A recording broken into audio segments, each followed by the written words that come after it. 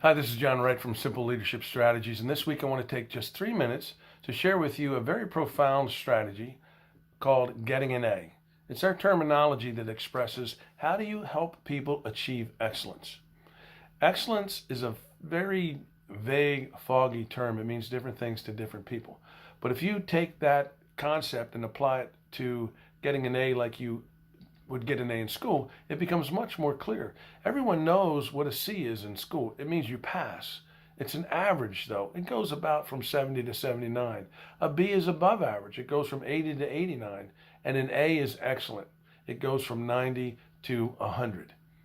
Now, in the world of performance management, it's not at all uncommon for someone to have an evaluation form with numbers on there instead of these letters. Very typically, the top number is a 5, and it's described something like this: consistently exceeds expectations. But many managers, the majority in fact, have said to me things like this: no one gets a 5. Why? Because no one walks on water. No one's perfect. There's always room for improvement. But if you were to apply that psychology or strategy to school, would you tell a student, even though you got 100 on a test, you don't get an A? You only get a B? Why? Because you could always learn more on the subject? It's really not a very motivational situation. If you want an individual or a team to achieve excellence, then define it. Don't call it excellence, call it an A. Then sit down with them and collaboratively come up with this conversation. 2 questions between the manager and the team, or the manager and the individual. Question 1, what are the 3 most important things that we do as a team that needs to be measured? In order. That's important. It might take a little time to collaborate to even agree on what the 3 most important things are, and what's 1 and what's 2 and what's 3.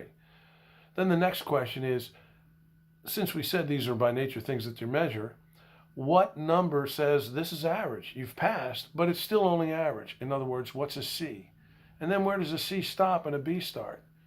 Where does a B stop and an A start?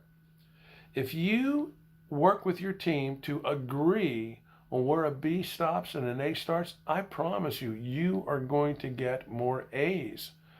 But to have the philosophy that we don't give 5s, which is another way of saying is we just don't give A's, they won't have anything to shoot for, and thinking that that's going to motivate them, it's not. What is going to motivate them is for them to be crystal clear. Now, the Gallup 30 years ago came up with the Q12. It says the 12 things that the world's greatest managers do to motivate and inspire peak performance. The number 1 thing on that is I know what's expected of me at work. That's pretty vague. Knowing what's expected, what does that mean? What the job description says? What I need to do to not get fired? Or does what is expected of me mean what it takes to get a 5 or to get to be promoted? We are in the business to help people to become more successful. Let's commit to make that even more clear. Let's help people get A's. Let's make sure we've got the right people in the right seats. Let's clarify on the front side what an A looks like.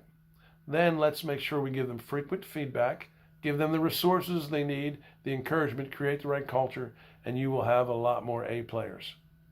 Have a great week.